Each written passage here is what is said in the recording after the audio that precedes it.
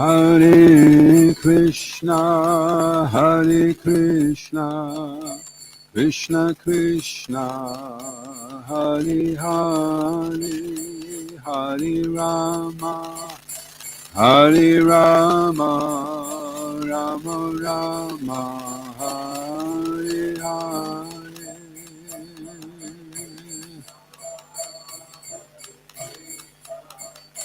Krishna Krishna, Hare Hare, Hare Rama, Rama Rama, Jaya Jaya Guru Dev, Guru Dev, Guru Dev, Jaya Guru Dev.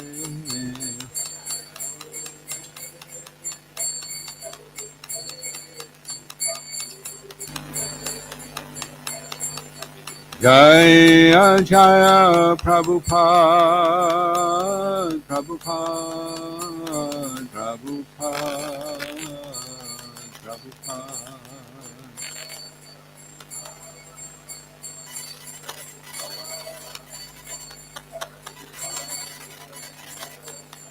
Jaya Jaya Prabhupada, Prabhupada, Prabhupada, Prabhupada.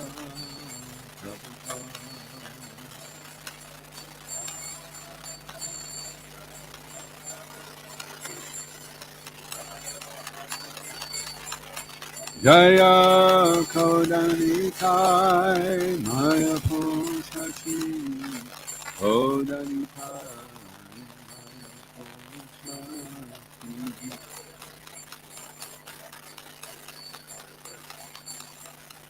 Kodanikai Jaya Maya Poshashi. This one.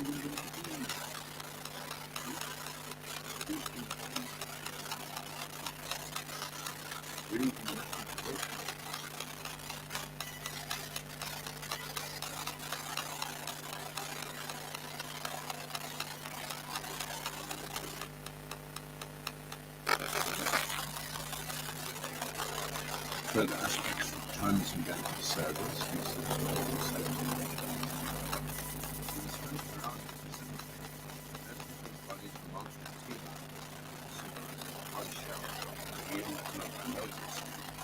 People need to cultivate their heads, and whose bodies are always connected with British Canada.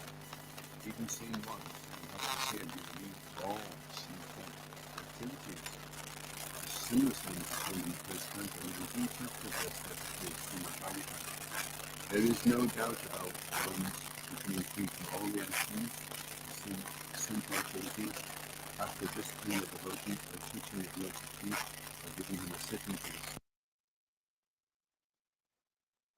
The activities of such a Vaishnava, one becomes purified along with one's whole family. And what then can be said of rendering service to him? Shri Bhakti Rasamrita Sindhu Ki Jai. That's similar to what we read last week about one who hears about Prahlad Maharaj gets all the benefits. So just by hearing about devotee. Om Namo Bhagavate Vasudevaya. Om Namo Bhagavate Vasudevaya. Om Namo Bhagavate Vasudevaya. Reading from the Srimad Bhagavatam, Canto 7, Chapter 10, and Best Among Exalted Devotees. So I'll read the translations to starting from Maharaj used to say, for what reason the demon Maya Danava vanquished Lord Shiva's reputation? How did Lord Krishna save Lord Shiva and expand his reputation again? Kindly describe these incidents. So this is good for Mahotsava. Prabhu is passing out sets of Bhagavatams outside the Sai Baba temple and other places like that. So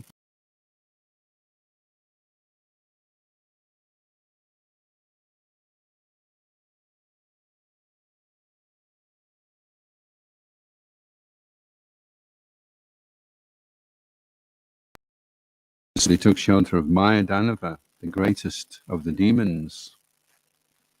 Mayadanava, the great leader of the demons, prepared 3 invisible residences and gave them to the demons. These dwellings resembled airplanes made of gold, silver, and iron, and they contained uncommon paraphernalia. My dear King Yudhisthira, because of these 3 dwellings, the commanders of the demons remained invisible to the demigods. Taking advantage of this opportunity, the demons, remembering their former enmity, began to vanquish the 3 worlds, the upper, middle, and lower planetary systems. Thereafter, when the demon had begun to destroy the higher planetary systems, the rulers of those planets went to Lord Shiva, fully surrendered unto him, and said, Dear Lord, we demigods living in the 3 worlds are about to be vanquished. We are your followers. Can you save us? The most powerful and able Lord Shiva reassured them and said, Do not be afraid. He then fixed his arrows to his bow and released them toward the 3 residents occupied by the demons. The arrows released by Lord Shiva appeared like fiery beams emanating from the sun globe and covered the 3 residential airplanes, which could then no longer be seen. So text 59. Tai ote sprishta vyasava save. That's the one. Tai sprishta vyasava save. Nipetu sma poraksha. Porakasha. Nepitu sma porakasa. Tan aniya maha yogi. Tan aniya maha yogi. Maya kupa rase shipat. Maya kupa rase shipat. Taishprishta vyasavasave. Nipitu sma parokasaha. Tan aniya mahayogi. Maya kuparase shipad. Taishprishta vyabasasave. Nipetu sma parokasaha. Tan aniya mahayogi. Maya kuparase shipad.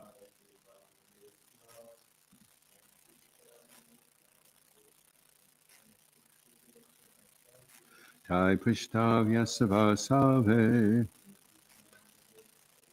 Nipite Sma Parokasa Tananiya Mahayogi Maya Kuparase Shipat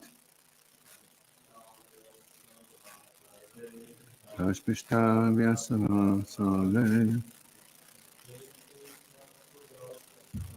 Nipite Sma Parokasa Tananiya Mahayogi Maya Kuparase Shipat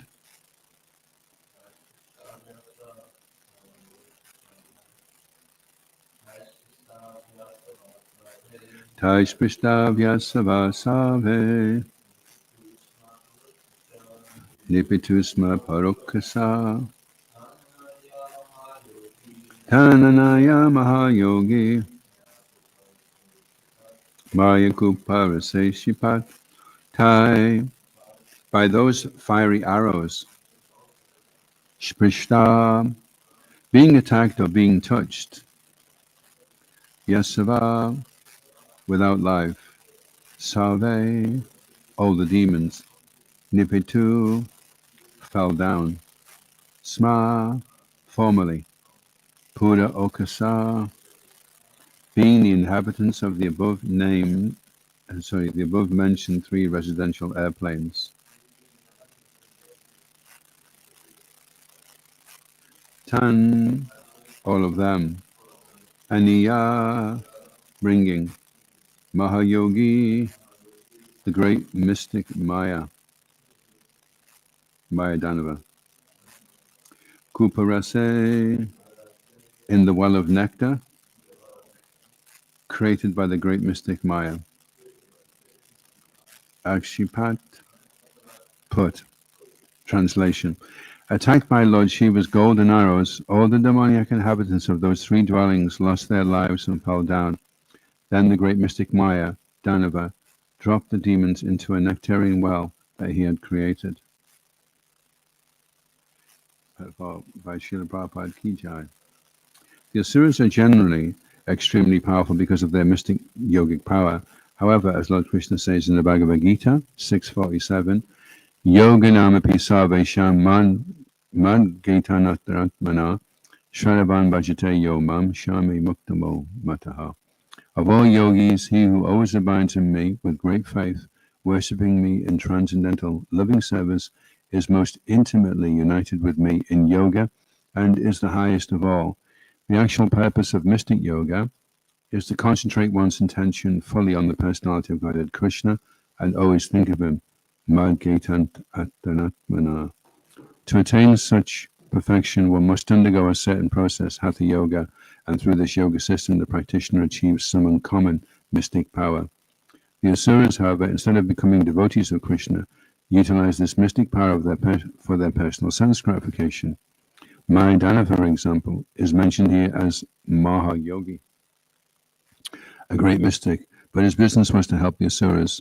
Nowadays, we are actually seeing that there are some yogis who cater to the senses of materialists, and there are impostors who advertise themselves as God. Mayadanava was such a person, a god among the demons, and he could perform some wonderful feats, one of which is described here. He made a well filled with nectar and dipped the Asuras into that nectarian well. This nectar was known as Mrita Sanjivatari, for it could bring a dead body to life. Mrita Sanjivatari is also an Ayurvedic preparation. It is a kind of liquor that invigorates even a person on the verge of death. Shishi Kodanitai Maya Pashashiki Jai. Om Agyanatimaranda Shaganandana Shalakaya Chakranalitam Yena Tasmashi Gurave Namaha.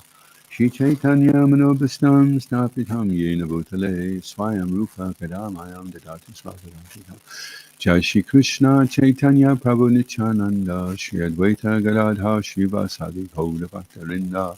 Hare Krishna Krishna Krishna Hare Hare, Hare Rama Rama Rama Hare Hare. Vanchikalpatrubhyascha Kripa Sindhubhyevacha Paditanam Pavanebhyo Vaishnavebhyo Namo Namaha.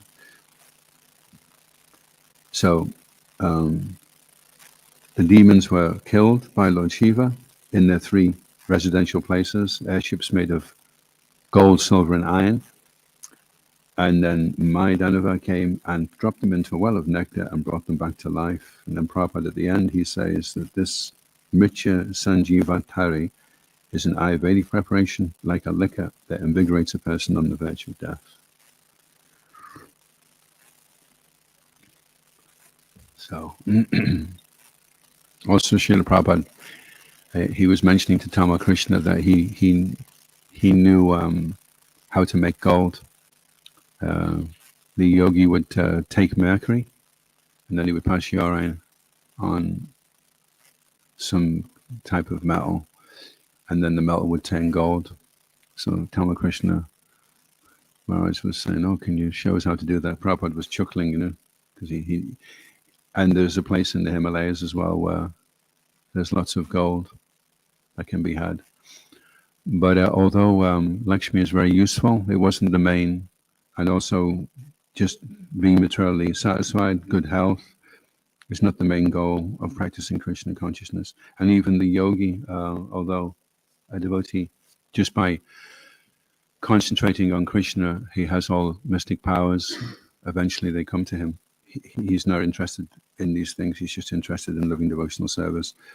He who always abides in me with great faith, he's the highest of all.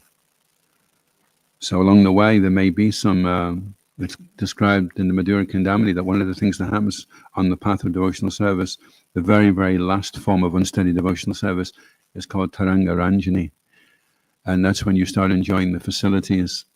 You may become very capable of engaging people on Sankirtan, giving them books, getting good donations, and then you start to become a little bit proud of that. And then that affects your devotional service. The devotional service becomes unsteady. So a devotee has to push that aside, and not in the vritti. It's an unwanted thing. It has to be well versed in the knowledge to understand it is unwanted, and push that aside for pure devotional service. The sajja, there's Abhiday can take place if there's sambandha, and the sambandha is showing us what the sajja is, what the actual goal for the sadhaka is, and along the way there will be temptations. So the asuras, however, instead of becoming devotees of Krishna, they utilize their mystic power.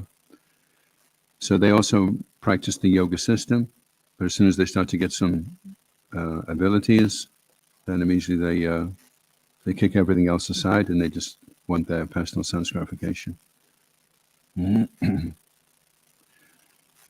Prabhupada says nowadays we are actually seeing that there are some yogis who cater to the senses of materialists, and there are impostors who advertise themselves as God. And Mayadanava was such a person, a god among the demons. So you can imagine if people found out that there was somebody that could make a well out of nectar, and just as you're about to die, he could throw you in it and bring you back to life, they'd be pretty convinced that you're God. I mean, you don't have to do a lot actually to convince people that you're God these days. If you can just kick a ball between two posts, that's it. You must be God. Or sing a few songs, you must be God. So God's become really cheap. But even if somebody could do something like that, revive a person from death, still that's a very small power. Prabhupada said his mystic power was that he'd taken malechas and turned them into dancing white elephants. So that is a real mystical power. Any questions or comments?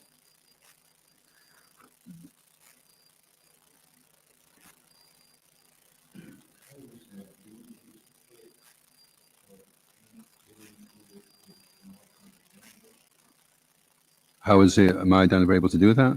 Make a well? And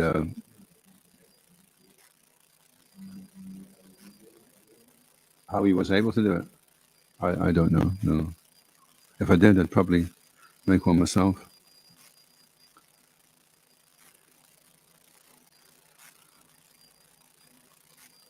And the Ayurvedic medicine now isn't as strong, unfortunately, because everything is so contaminated in Kali Yuga. So whether you're still able to get hold of this Mitya Sanjiva Jivatari. So yeah, it was a science.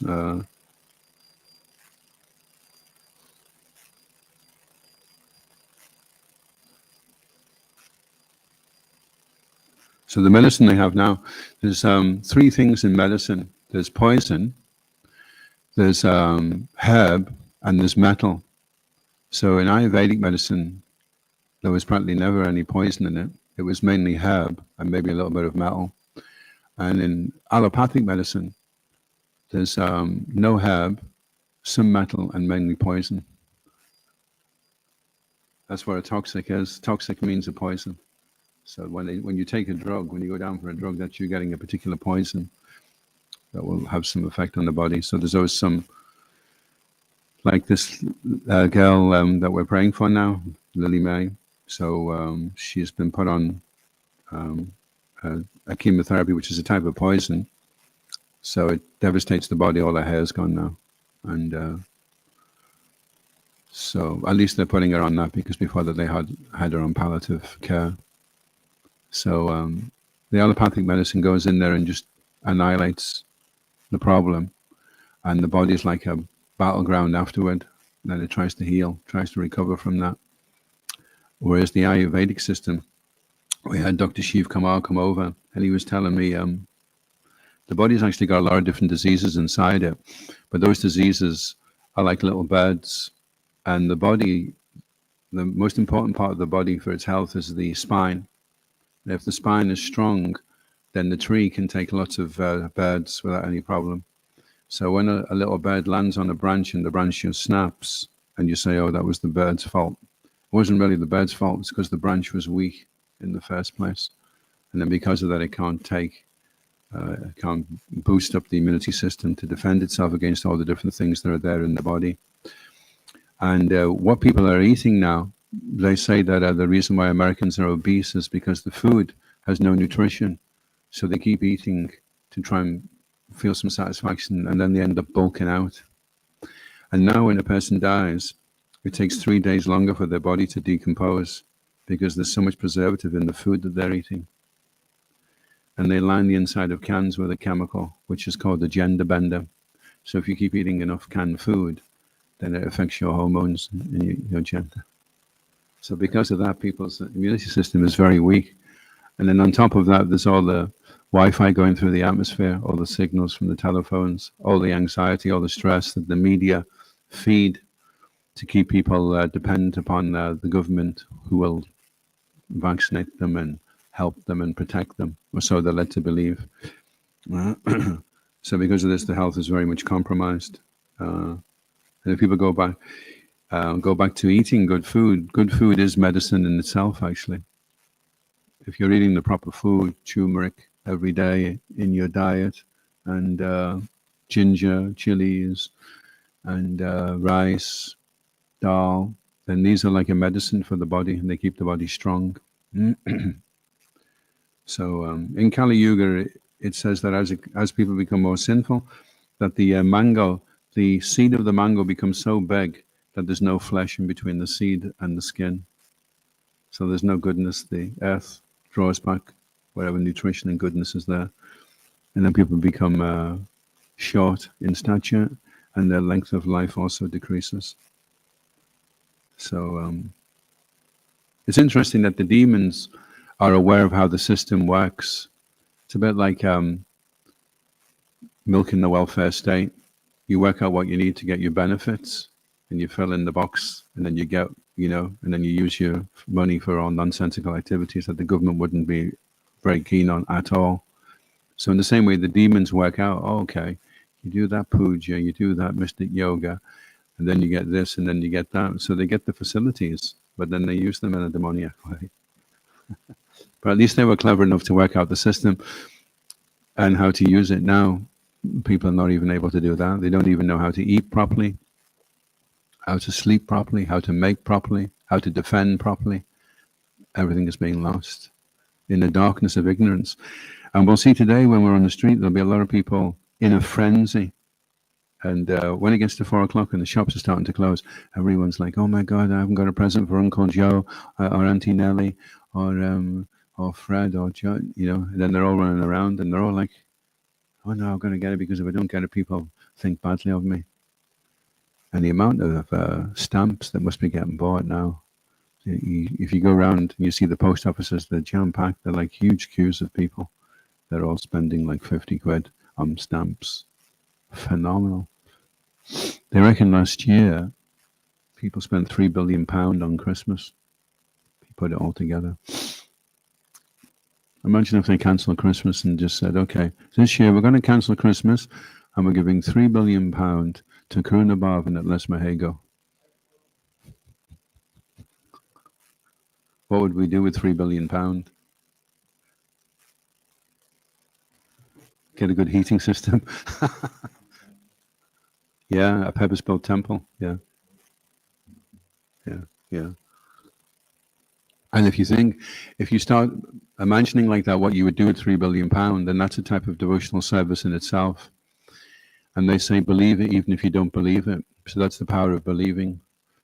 So if you believe that potentially this could be the biggest center in the UK for Krishna consciousness, and we have buildings and facilities and so many people, then that can happen, if we believe it. Like Prabhupada, right?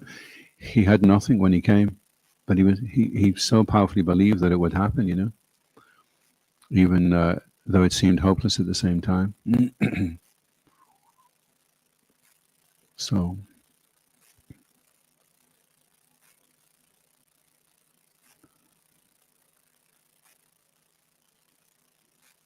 yeah, they're all frenzied right now. They're all in anxiety to try and buy. And it's funny how Christmas works, because if you bought somebody a really good present last year and they bought you a cheap one, then to get your own back this year, you're going to make sure you get them a cheap present, If you're going to give presents out, you should be getting the same back, same value back, right? And so what they've done is they've designed things that people can buy that are really cheap, but could give the impression that they were perhaps expensive in the first place. At least when you open it. And then when you put it on or use it, then you realize, oh, this is actually really cheap, But at least it gives that illusion for a few days. And nobody really knows. If you stop someone and said, why are we doing this? Why have we got a tree with lights on, with a little fairy on top? Why are we doing that? Nobody really knows, right? Why are you eating a turkey? What's the turkey got to do with Jesus?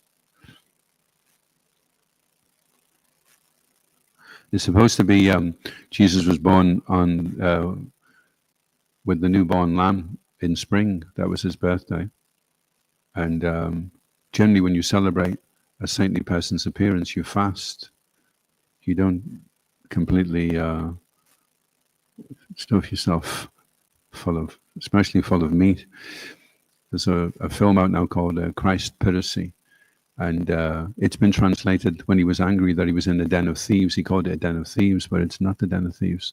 The actual Hebrew word is murderers, den of murderers. And Jesus was very angry. He got crucified 4 days later for doing it. He stopped all the trade, kicked all the tables over. Interesting. So in the name of the person that they want to glorify, they're doing the very thing that he was crucified for. Animal killing. Isn't that such an irony? And Christ's verse is just showing that for 2,000 years there's been this cover-up of what actually Jesus' teachings were. And unlike the Bible, which was different leaders got their hands on and changed it, there's another book called Tales of the Essenes. And they describe verbatim Jesus speaking. And he's a really strong vegetarian. He's chastising people, telling them not to defile their body with the flesh from animals that have been killed, and telling people to fast and then just go vegetarian, Tales of the Essenes. Interesting glimpse into what Jesus was actually saying. So the best thing we can do to celebrate Christmas is spread love of God, encourage people to go vegetarian, chant the holy names. There's a nice man that I meet in Elgin every year, and I went to give him, because they've got all the books now. So some people don't realize they've got all the books. That's how you know they've not been reading them, so you can give them the same books again. But I went to one place in another place in Aberdeen, and they said, oh, we've got some books for you. And they had duplicates, so they gave me a box with a set of Bhagavatams in it, and Hidden Glory of India, and one of those big black and white photograph ones that we had for holy places in India. Anyway, the one in Elgin, I went to give him a journey of substance. He goes, I've read that. He said, it's very interesting. He said, it's like having all the dots joined up.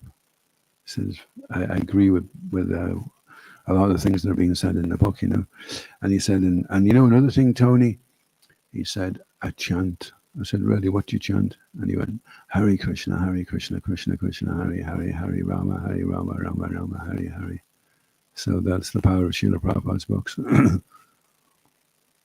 So in that case, it's interesting that he's the one I gave the books to, and because we have a relationship, and to some degree he likes me, he's curious to want to read the books.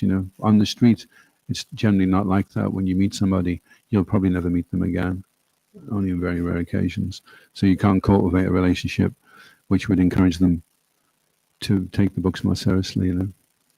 But the books go out anyway, and then the books will find who they want to read them. Like heat-seeking missiles. They're like devotee-seeking missiles. You just throw them out, and then they suddenly go, and they find the devotee. Just get them out. May take a while, and we may not see immediately what the effect is. He's quietly chanting. He doesn't use beads, but moments in the day he'll just stop and he'll just chant. So he's obviously experiencing some kind of peace from it, or some benefit anyway from it. And my dad's going to start chanting again. He used to chant 16 rounds, my dad. So he's going to start chanting 1 round. Any last questions, comments? No? Okay. ISKCON Guru Vrinda ki, Srila Prabhupada ki, Nitai Gaura Premanandi Haribo. All of you